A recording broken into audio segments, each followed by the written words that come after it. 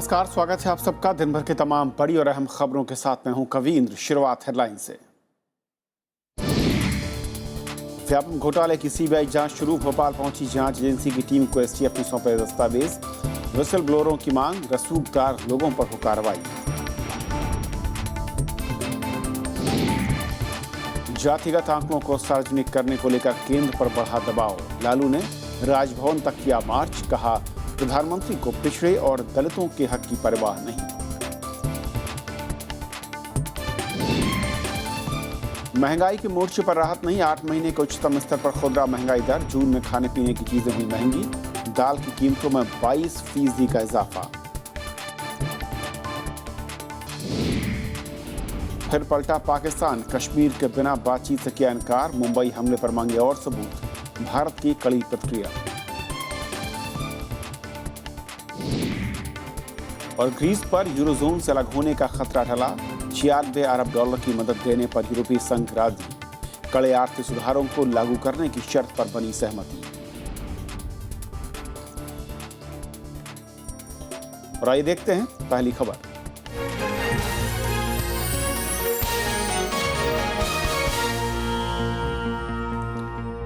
Greece पर eurozone से बाहर होने का संकट फिलहाल टल गया है। ब्रुसेल्स में यूरोजोन के नेताओं की आज 17 घंटे तक चली बैठक में ग्रीस को तीसरे बेलआउट पैकेज देने पर सहमति बन गई।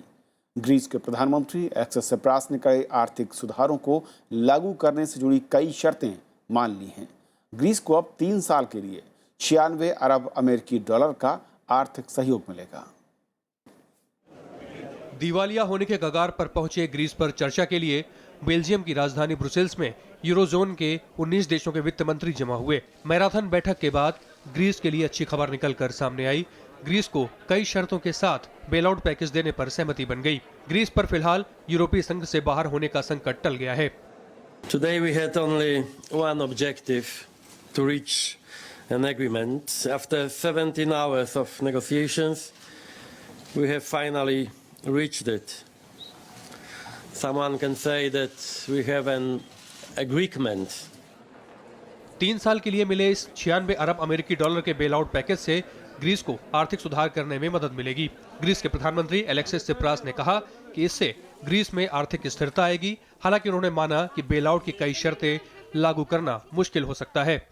Η απόφαση σήμερα κρατάει την Ελλάδα σε συνθήκες χρηματοπιστωτικής ευστάθειας, δίνει δυνατότητες ανάκαμψης, ταυτόχρονα όμως ξέραμε από πριν।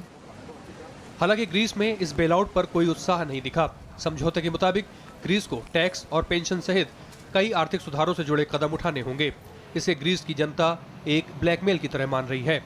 Δυσκολίες είναι τέτοιες, εγκλωβίστηκε ο Τσίπρας και βρέθηκε σε αυτή τη συμφωνία. Και βέβαια αν αναλογιστείς ή αν σκεφτείς ότι η άλλη λύση του εκβιασμού ήταν η πλήρης έξοδο και η πλήρης χρεοκοπία। ग्रीस को बुधवार तक यूरोजोन में शामिल देशों के सामने सुधारों का खाका पेश करना होगा। ग्रीस की संसद के साथ साथ यूरोजोन के देशों की कई संसद से भी ग्रीस को राहत पैकेज देने पर मंजूरी लेनी होगी। Den einstimmigen Beschluss der 19 Euro-Mitgliedstaaten haben wir jetzt die Voraussetzungen dafür geschaffen, dass wir in Deutschland dem Deutschen Bundestag empfehlen können, dass dort ein Beschluss gefasst wird, um die Verhandlungen aufzunehmen für ein konkretes ESM-Programm für Griechenland. इस समझौते का असर Asia और Europe के बाजारों पर भी दिखा और बाजार में उछाल देखा गया। ग्रीस समझौता नहीं होने की सूरत में उस पर आर्थिक संकट में डूबने और बैंकों के ढहने का खतरा मंडरा रहा था। इतना ही नहीं, यूरोपीय यूनियन से बाहर होने की सूरत में उसे अपनी अलग करेंसी भी छापनी पड़ती। Bureau report, Rajya Sabha TV. और इस पूरे मसले पर और बातचीत करने के लिए वरिष्ठ पत्रकार यतीश राजावत हमारे साथ हैं। यतीश, स्वागत है आपका। सबसे पहले तो मैं कहूं कि एक अच्छी खबर ज़रूर है ग्रीस को लेकर, लेकिन ये अच्छी खबर वाकई जिस तरीके के हालात हैं और जिस तरीके के मैं कहूं कि वादों के बाद सिप्रास सत्ता में आए थे, ये कितनी दूर तक चल पाएंगे?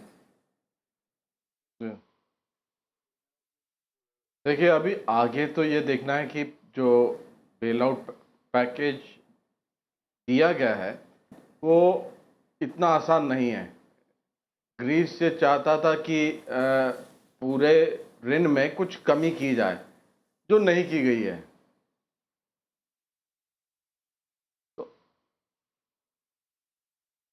जी यतीश, कंटिन्यू करें आप।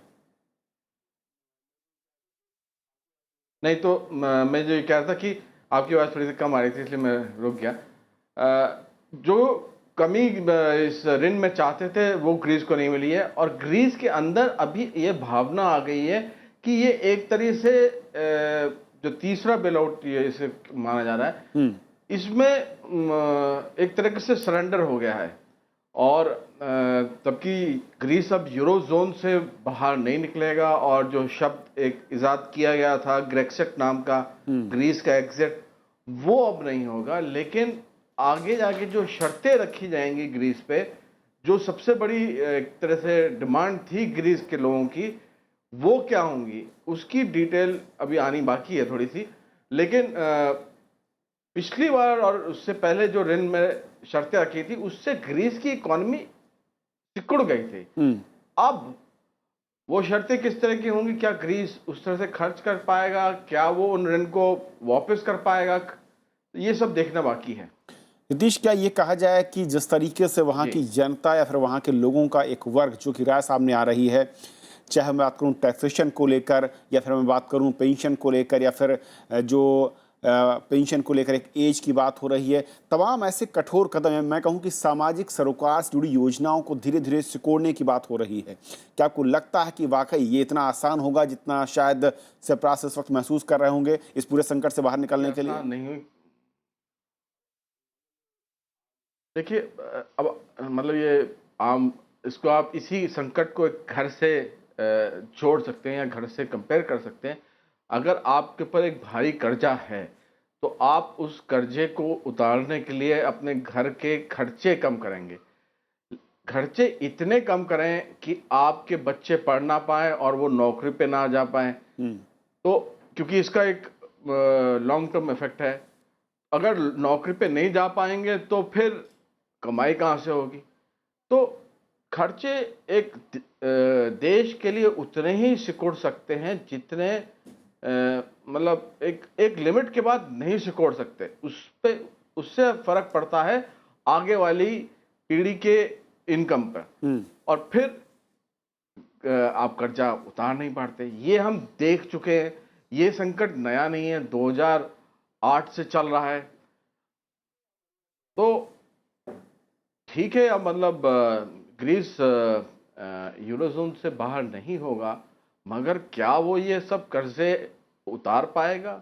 क्या उसकी आने वाली पीढ़ी और आने वाले दिनों में जो उसकी पॉपुलेशन है, उसके सिटीजन हैं, वो इस जोर को उठा पाएंगे, इसको बियर कर पाएंगे? ये मुश्किल लगता है। क्या यतीश, आप भी उस वर्ग से हैं या वो उन लोगों में से हैं जो कि ये मानते हैं कि सेप्रास ने इस वक्त जो किया है वो एक बिल्कुल सोची समझी टैक्टिक्स है, कुछ समय उन्होंने बाय किया है, 3 साल का वक्त मिल गया है और उसके बाद आगे के बारे में शायद फिर कुछ नए प्लान्स के साथ सामने आए, या कोई ऑप्शन नहीं था उनके पास? देखिए, ये मतलब एक तरह से इसको इस तरह से देखा जा रहा था कि अगर ग्रीस यूरोजोन से बाहर हो जाता है, तो ये एक यूरोपियन यूनियन की कमी माना जा रहा था। इस पे सबसे ज़्यादा निंदा की जा रही थी फ्रांस और जर्मनी की, क्योंकि ये दो देश ये डिटरमाइन कर रहे थे या ये तय कर रहे थे कि ग्रीस क्या करेगा।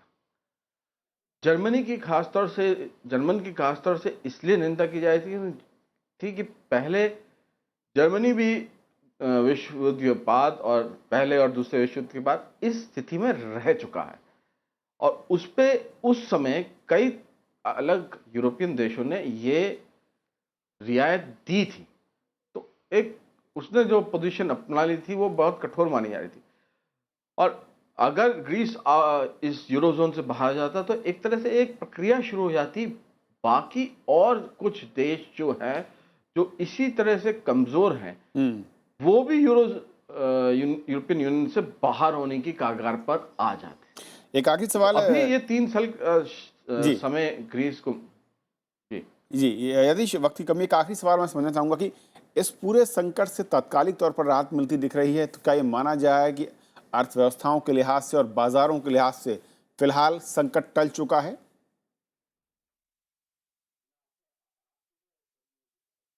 मैं आपका आखिरी का शब्द नहीं पकड़ पाया। क्या क्या कहा ये आपने? संकट जो खत्म हुआ है ग्रीस का, इसके जरिए बाजारों में वापस रौनक लौटेगी? एफआईआईज जो कि डरे हुए थे वो शायद वापस वो कॉन्फिडेंस गेन कर पाएंगे? देखिए, कॉन्फिडेंस एक ऐसी चीज़ है जो एक बार कोई भी इन्वेस्टर लूज कर लेता है तो वो वापस नहीं आता। अगर आप ये कह रहे हैं कि एफआईआई वापस ग्रीस में जाके इस तरह का निवेश करेंगे, तो ये तो शायद नहीं होगा, क्योंकि संकट टला है, संकट खत्म नहीं हुआ है। जी, जहाँ तक ये कहा जाए कि बाकी देशों में इक्विटी से डेट की तरफ जो पलायन हुआ था और एफआईआई ने पैसा खींचा था, शायद वो शायद वापस आए इक्विटी में। चलिए यतीश, बहुत बहुत शुक्रिया इस पूरे मसले पर वक्त देने के लिए और हमसे बातचीत करने के लिए आपका। तो ये थी हमारी पहली खबर।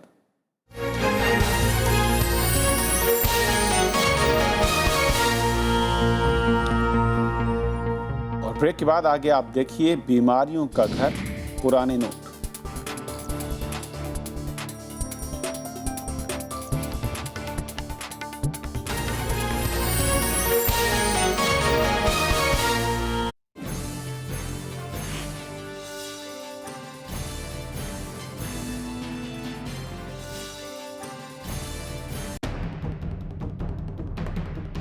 A 10-day tour, 2 high-profile summits, both with significant outcomes. What have been the gains for India? Watch the big picture at 9:30 p.m. only on Rajya Sabha TV.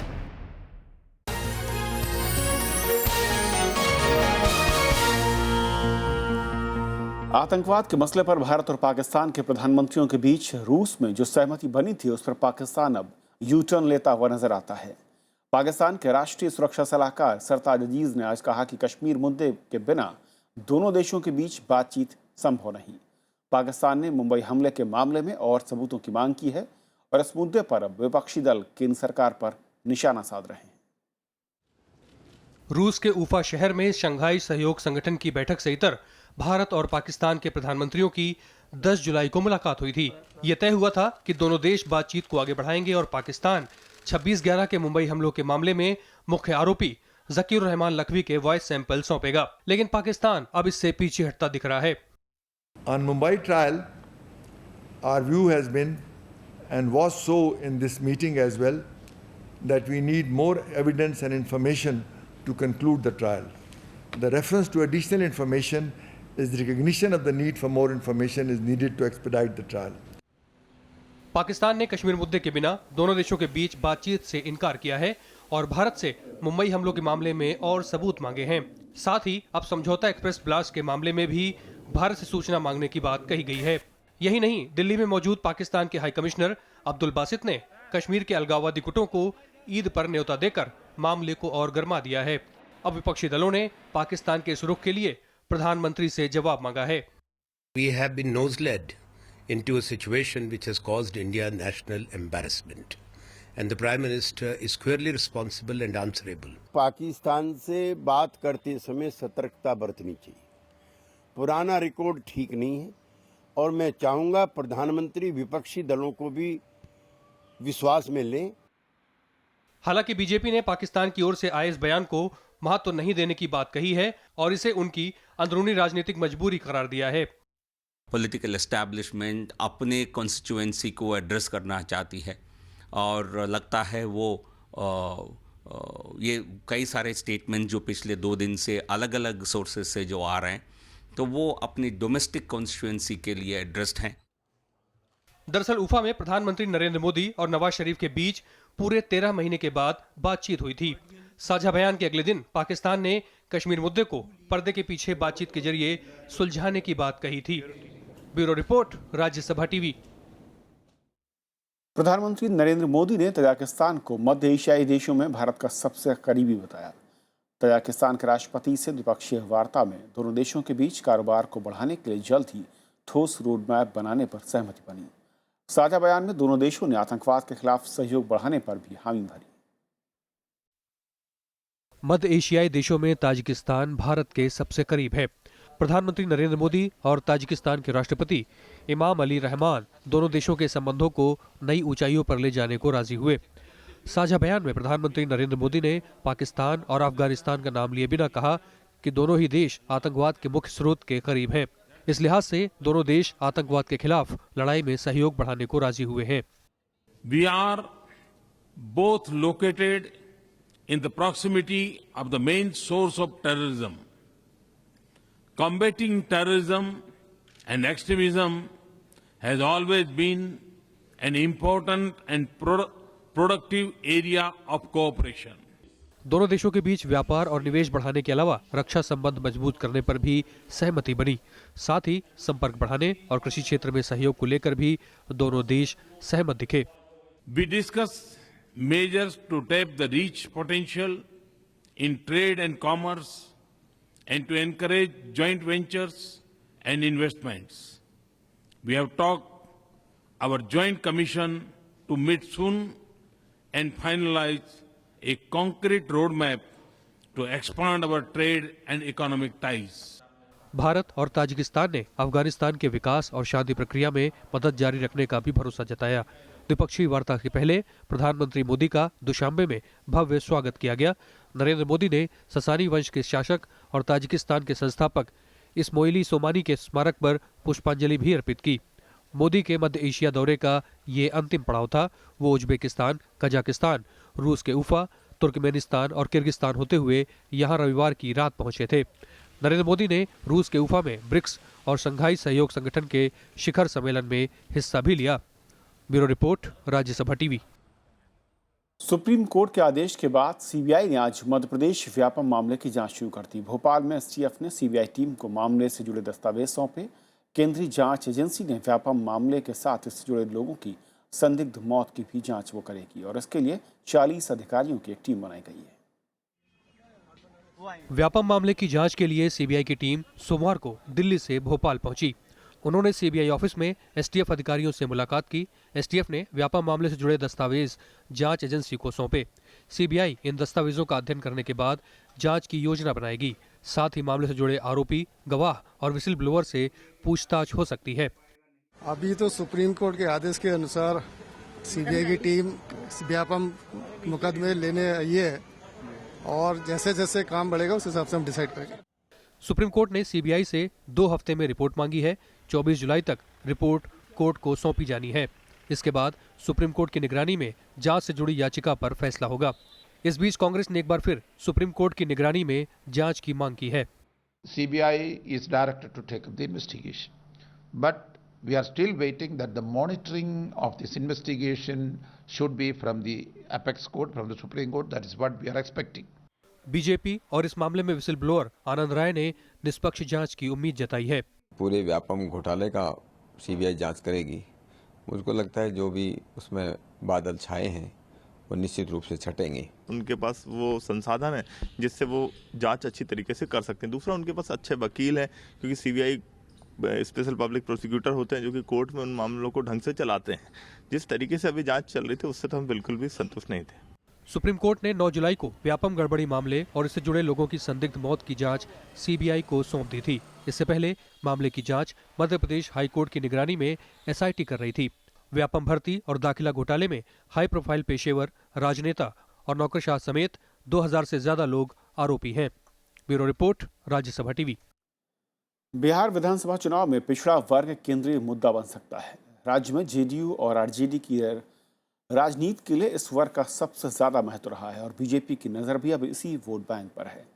RJD और जेडीयू सामाजिक, आर्थिक और जाति जनगणना के आंकड़ों को सार्वजनिक करने की मांग कर रहे हैं।